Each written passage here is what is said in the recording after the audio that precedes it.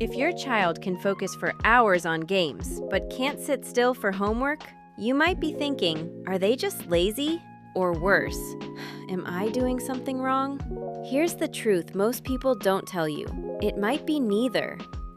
Hi, I'm Dr. Nit, and in this video, I'm going to explain ADHD in children in the simplest way possible. No complicated words, no confusing explanations.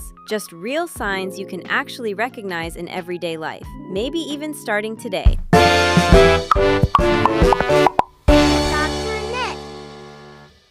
So let's start simple. What is ADHD? Attention Deficit Hyperactivity Disorder, ADHD, is basically when a child's brain struggles to manage three things: focus, impulses, and energy. Think of it like this. Most kids have a pause button in their brain. It helps them stop, think, and then act. Kids with ADHD, that button exists, but it doesn't always respond on time. Sometimes it works perfectly. Other times, it's like pressing a button that just doesn't click. Let's talk about focus, because this is where it gets confusing. A child with ADHD doesn't have no focus. That's a myth. They can focus, sometimes extremely well. For example, they might sit for hours watching videos or building something they love, but the moment it's homework, their brain checks out in minutes. You call their name, no response. But a tiny sound from another room, they notice instantly. So the problem isn't focus itself, it's control over focus. Now, impulsive behavior. This is where parents often think they're just being rude, but look closer. You tell them to wait, they jump in anyway. You're talking, they interrupt suddenly. They grab something without asking, then a second later they realize they shouldn't have. It's not planned, it's fast, too fast. Their brain reacts before it has time to slow down and think. It's like action comes first, thinking comes later. Next, energy.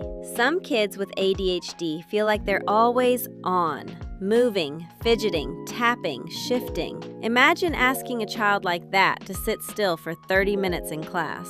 For many kids, that's fine. For them, it can feel almost impossible. Not because they don't want to behave, but because their body doesn't slow down easily. It's like telling someone to stop blinking. You can try, but not for long. Now here's something important. Every child does these things sometimes. Every kid gets distracted, every kid interrupts. Every kid has energy. So what's the difference? Frequency and impact. If it happens once in a while, normal. If it happens every day in different situations and starts affecting school, friendships, or home life, that's when it becomes something more. So when does this usually show up? ADHD often starts showing between ages 3 to 6, but most parents don't notice it right away. Why? Because young kids are naturally active and distracted. It becomes clearer when school starts. Suddenly there are expectations. Sit still, follow instructions, focus longer, and that's when the gap becomes visible. Picture this. 2 kids in the same classroom, same teacher, same task. One child gets distracted, but comes back and finishes. The other starts, stops, looks around, plays with something, forgets what they were doing, and repeats that cycle again and again.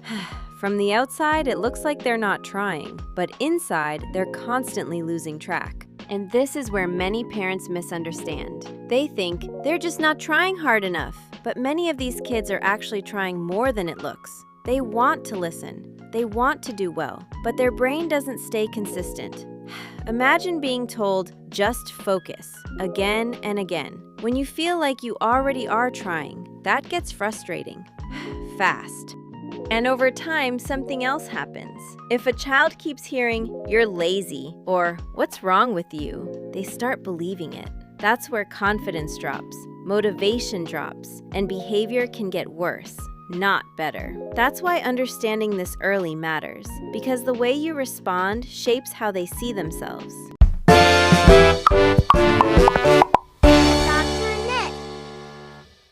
So if you're seeing some of these signs, don't panic and don't rush to label your child either. What matters most is not putting a name on it. It's understanding your child a little better than before. Because most parents are not doing anything wrong. They're just trying their best with what they know. And sometimes, just a little bit of understanding can completely change how you see your child's behavior. If this video is helping you so far, you can subscribe so you don't miss future videos where we break things down in a simple, honest way. And tell me in the comments, what should I talk about next? Is there something about your child's behavior that confuses you or worries you? We read every comment, and I use them to decide what to explain next.